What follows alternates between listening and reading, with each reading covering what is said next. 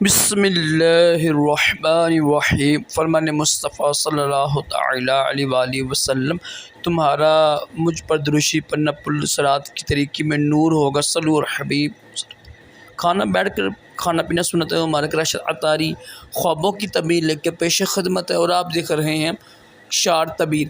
آج پھر ایک تعبیر لے کے رہا ہوں اذان کے حوالے سے۔ پہلے میں نے ایک تعبیر بتائی، اذان سننا یہ کہنا کیسا ہے، اچھی تعبیر ہے۔ بے وقت اذان کہنا کیسا ہے۔ آج ہم سنیں گے نا بے مقام اذان کہنا، یعنی ایسی جگہ پر اذان کہنا جہاں اس کا موقع نہ ہو، مقام نہ ہو، تو اس کی تعبیر کیا ہے۔ دیکھو، یہ ہوتا ہے نا ریاکاری کی تعبیر ہے۔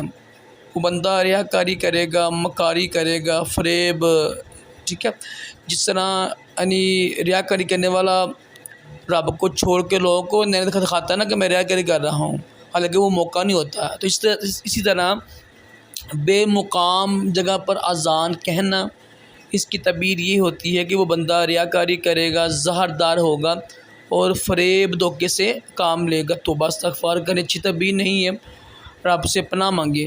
صلو علی الحبیب صلی اللہ علیہ وسلم۔